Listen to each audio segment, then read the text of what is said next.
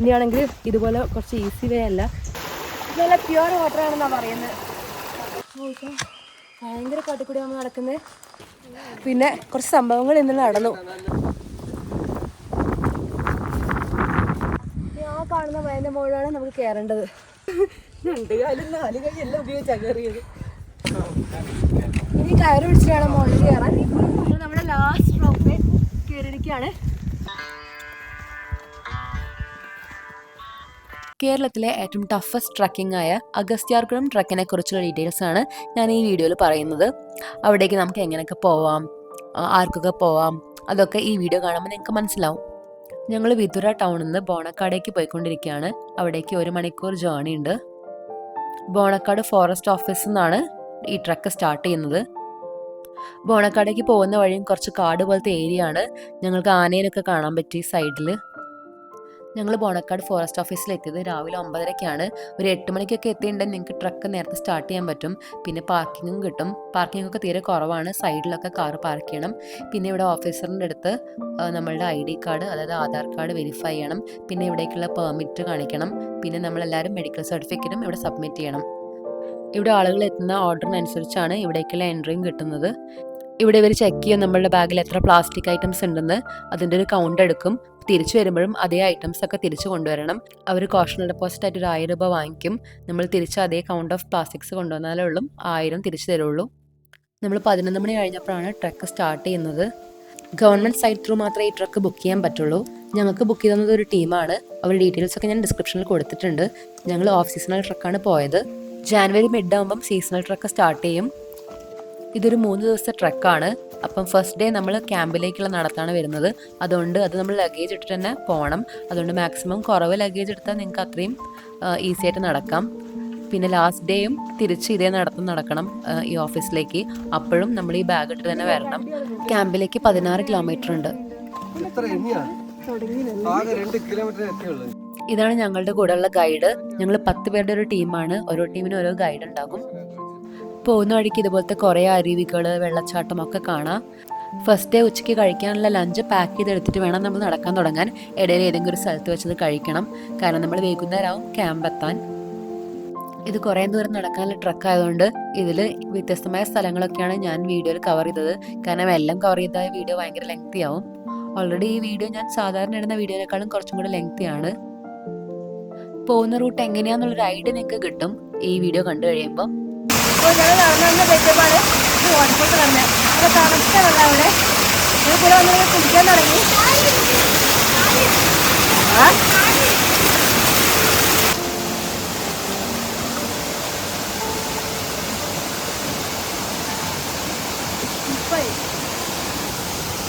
തൊട്ടടുത്ത് തന്നെ വേറെയും ഒരു വാട്ടർഫോൾസ് കണ്ടു. ഇതും കാണാൻ നല്ല രസമുണ്ട്. കുറച്ചും കൂടെ ക്ലിയർ വാട്ടറാണ് ഇതിനകത്ത്.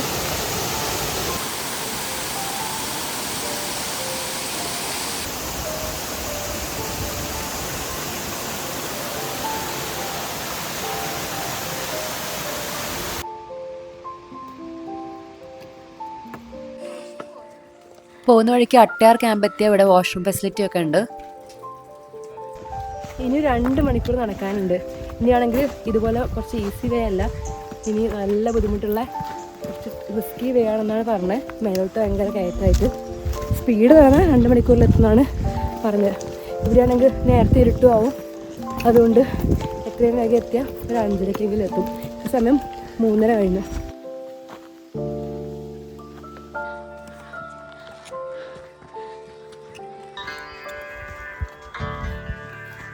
പിന്നെ ഞങ്ങളൊരു മൊട്ടക്കുന്ന് പോലത്തെ സ്ഥലത്തെത്തി. ഇവിടെ അത്യാവശ്യം കുറച്ച് നടക്കാനുണ്ട്.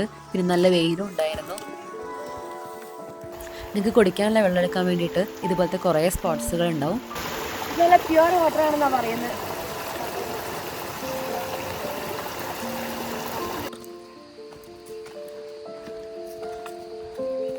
ഇത്രയും നേരം മൊട്ടക്കുന്നായിരുന്നു, നല്ല വെയിലായിരുന്നു. ഇപ്പോൾ പക്ഷേ ഒരു കാടിൻ്റെ ഉള്ളിൽ കൂടെ യാത്ര. ഇപ്പോൾ ഇവിടെ നല്ല തണുപ്പുണ്ട്.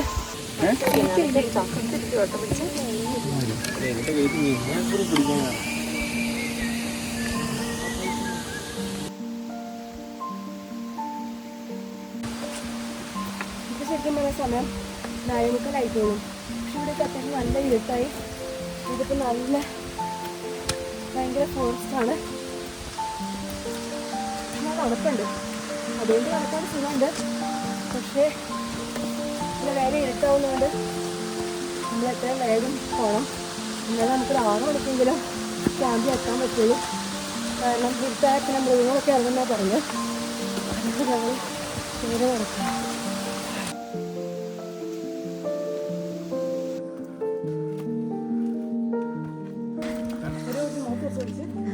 കുടുങ്ങിയേക്കാൾ സുഖത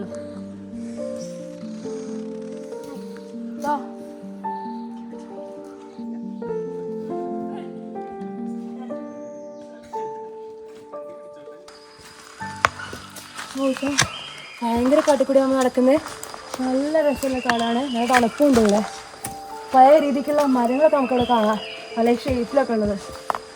പിന്നെ കുറേ കിളികളുടെ സൗണ്ട് ഉണ്ട്, ശ്രദ്ധിച്ചു നോക്കിയാൽ അതിൽ കിട്ടും തോന്നുന്നു.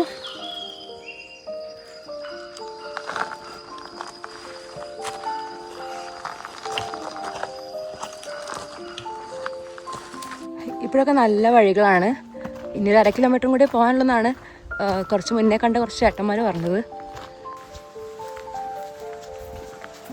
അങ്ങനെ നമ്മൾ ബേസ് ക്യാമ്പ് എത്താൻ പോവുകയാണ്. ബോർഡൊക്കെ കണ്ടു, ഇതൊരു പ്രതിഷ്ഠയുണ്ട്.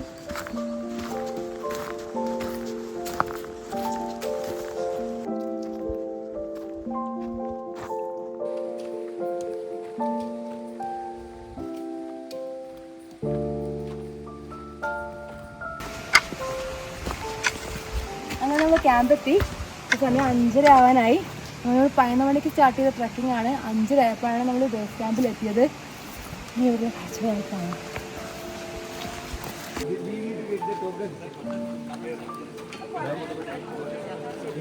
അങ്ങനെ ഇവിടെ എത്തി ഞങ്ങൾക്ക് കട്ടൻ ചായ കിട്ടി. ഈ ബജ്ജി ഉണ്ട്, അതിന് സർട്ടിഫിക്കറ്റ് കാണിക്കണം. കാണിക്കുന്നേ ഉള്ളൂ, ഇതാണ് എടുക്കാം. അവിടുന്ന് ബജ്ജി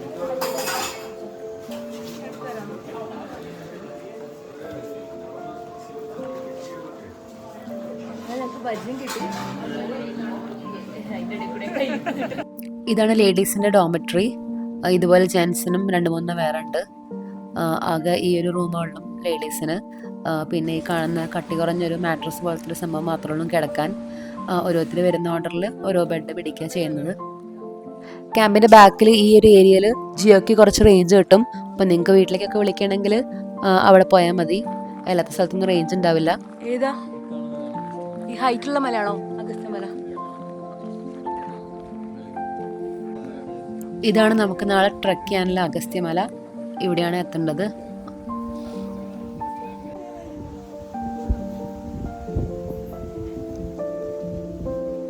നെക്സ്റ്റ് ഡേ മോർണിംഗ് 7 മണിയാകുമ്പോൾ ബ്രേക്ക്ഫാസ്റ്റ് റെഡി ആയിരിക്കും. അത് കഴിച്ചിട്ട് ഒരു 7:30 ആകുമ്പോൾ നമുക്ക് ട്രക്ക് സ്റ്റാർട്ട് ചെയ്യാൻ പറ്റും. ഇതായിരുന്നു ബ്രേക്ക്ഫാസ്റ്റ്.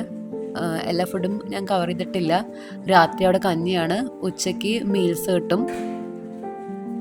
നമ്മൾ ഡേ 2 സ്റ്റാർട്ട് ചെയ്യാൻ പോവാണ്. ഇവിടെ നിന്ന് ഇപ്പോൾ ഒരു 6 കിലോമീറ്റർ നടക്കണം മുകളിലേക്ക്. 6:30 ഉണ്ട്. അപ്പം ഇത് കുറച്ചുകൂടെ ദുർഘടമായ വഴിയാണെന്നാണ് കേട്ടത്. ഞങ്ങളിപ്പോൾ സ്റ്റാർട്ട് ചെയ്തിട്ടുണ്ട്. പിന്നെ കുറച്ച് സംഭവങ്ങൾ ഇന്ന് നടന്നു, ഞാൻ വഴിയെ പറയാം. രാത്രി ക്യാമ്പിൽ കിടക്കാൻ നല്ല തണുപ്പായിരുന്നു. അതുകൊണ്ട് എല്ലാവരും സ്വെറ്റേഴ്സ് എന്തെങ്കിലും കൊണ്ടുവരുന്നത് നല്ലതായിരിക്കും. പിന്നെ ഒരു വൂളൻ സോക്സും, പിന്നെ ബെഡ്ഷീറ്റോ പുതപ്പോ എന്തെങ്കിലും എന്തായാലും എടുക്കുക.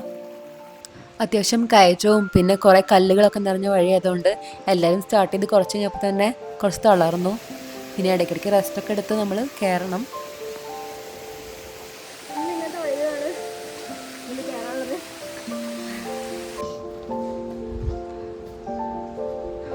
ഇപ്പോഴാണത് നിരപ്പ് സ്ഥലത്തെത്തിയത്. ഇതുവരെ ഫുള്ള് കയറ്റായിരുന്നു. ഇപ്പോൾ നല്ല കാറ്റുമുണ്ട്, നിരപ്പ് സ്ഥലമാണ്. ഇപ്പോൾ നമുക്കൊന്ന് ആശ്വാസമായിരുന്നു കുറച്ച് റെസ്റ്റ് പറ്റിയതും. കുറച്ച് ഞാൻ വീണ്ടും കയറ്റാൻ തോന്നുന്നു. നടന്നോക്കാം.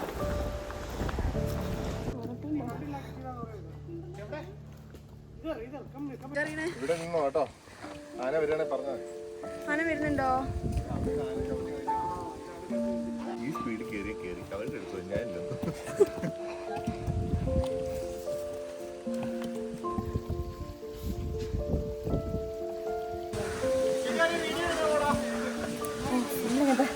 പാറക്കുട്ടങ്ങളാണ്.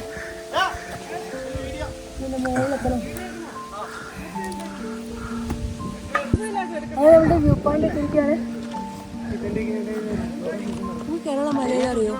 നമുക്ക് കയറാനുള്ളത് നേരെ കാണുന്നതാണ് കേരളമല. ഞാൻ നേരത്തെ ഒരു സംഭവം ഉണ്ടെന്ന് പറഞ്ഞില്ലേ, ഇന്ന് പുലർച്ചയ്ക്ക് 3 മണിക്ക് ഞങ്ങൾ ക്യാമ്പിൽ ഒരു ചെറുക്കൻ മുള്ളാൻ വേണ്ടി എണീറ്റതായിരുന്നു.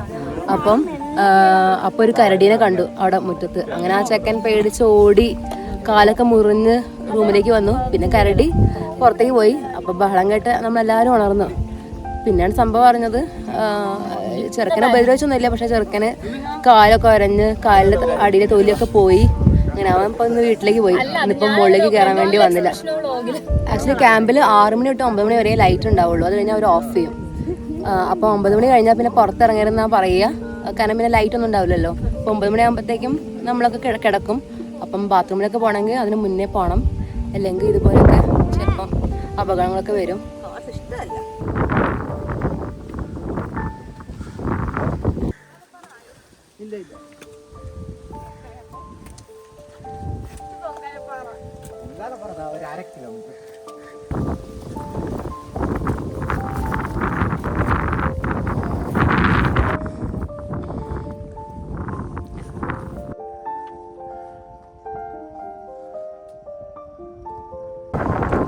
കൂടെ വന്നൊരു കുട്ടി തളർന്ന് ഉറങ്ങുകയാണ്.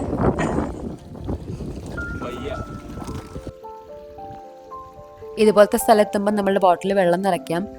എല്ലാവരും ഒരു ബോട്ടിൽ കയ്യിലെടുക്കുക. അവിടെ മുകളിലെത്തുന്നവരെ കുറേ വെള്ളം നിറയ്ക്കേണ്ടി വരും.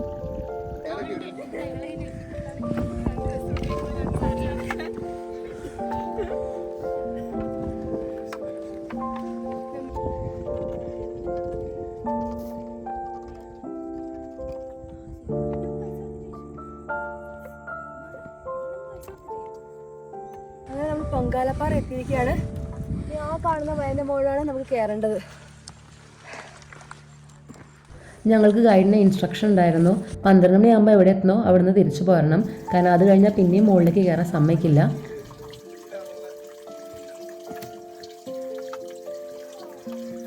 എങ്ങനെയുണ്ടായിരുന്നു? ക്ഷീണിച്ചോ? കുഴപ്പമില്ല. 1.5 കിലോമീറ്ററോട് കയറാണ്ടാവും. അത്രേ ഉള്ളൂ ആയിരിക്കും. പക്ഷേ സ്റ്റീപ്പാ.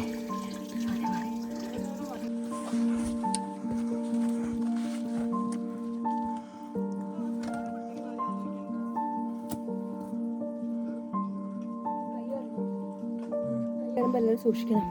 എൻ്റെ കൈ അറിഞ്ഞു. ഇതിലൊന്നും പറ്റിയില്ലായിരുന്നു. ഇനി എന്താണ് നോക്കാം.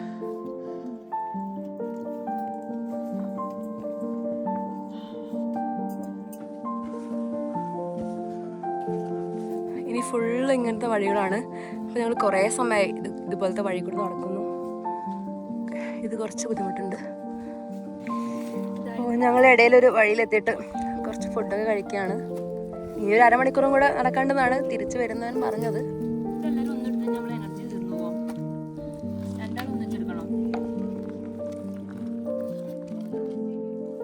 Tia, how do you feel?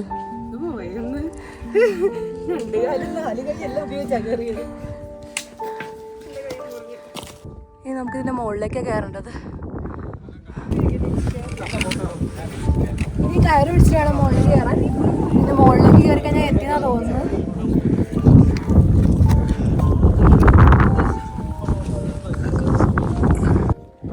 അവിടെ നല്ല കാറ്റും അങ്ങനത്തെ സൗണ്ടൊക്കെ ഉള്ളതുകൊണ്ട് ഞാൻ സംസാരിക്കുന്നതിൻ്റെ സൗണ്ട് നല്ല കുറവായിട്ടായിരിക്കും നിങ്ങൾ കേൾക്കുന്നത്. ഞാൻ ഓർത്തത് ആ റോപ്പ് കഴിഞ്ഞ് കയറി ഇവിടെ എത്തുമ്പോൾ ടോപ്പ് എത്തുന്നതെന്ന് വിചാരിച്ച്. പക്ഷേ ഇവിടെയല്ല, അപ്പുറത്ത് കാണുന്ന മല കണ്ടോ, അതിൻ്റെ മുകളിലാണ് നമുക്ക് എത്തേണ്ടത്. പിന്നെയും ഇതുപോലത്തെ വഴി കുറച്ച് നടക്കാണ്ട് ഇത് കഴിഞ്ഞിട്ട് റോപ്പ് വരുന്നാണ് പറഞ്ഞത്.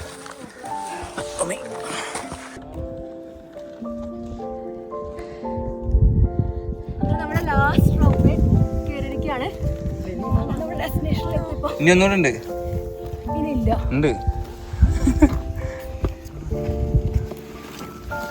സിമ്പിളാണോ?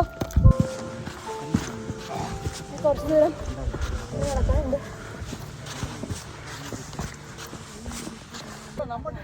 അങ്ങനെ നമ്മൾ ടോപ്പിലെത്തിയൊക്കെയാണ്. ഇപ്പോൾ സമയം 11:40 ആവാറായി. നമ്മൾ 7:45 സ്റ്റാർട്ട് ചെയ്തതാണ്. ഒരു 4 മണിക്കൂർ എടുക്കുന്നുണ്ട്. നമ്മൾ ചെറിയൊരു റെസ്റ്റൊക്കെ എടുത്ത് കയറാൻ. റെസ്റ്റ് ഒന്നും എടുത്തില്ലെങ്കിൽ ഇതിൽ വരെ എത്താം. അവിടെ ഒരു അമ്പലമുണ്ട്, അങ്ങോട്ട് പോകാം.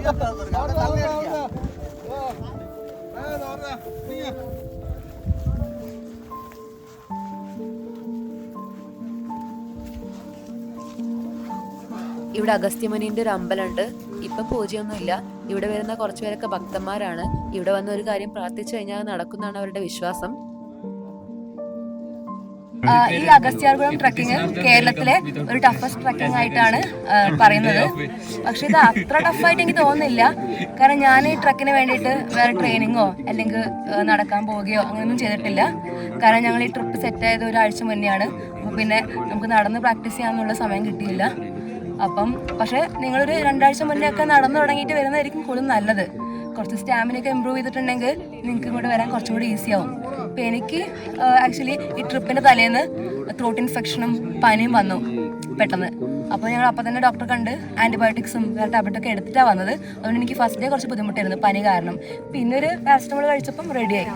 പക്ഷേ നെക്സ്റ്റ് ഡേ തൊട്ട് ഇപ്പോൾ ഇന്ന് എനിക്കൊരു കുഴപ്പം തോന്നിയില്ല, കയറാൻ പറ്റി. ഇന്നൊന്നും ഇല്ലെങ്കിൽ അധികം ഡിസ്റ്റൻസ് ഇല്ല, പക്ഷേ റൂട്ട് കുറച്ച് ടഫായിരുന്നു.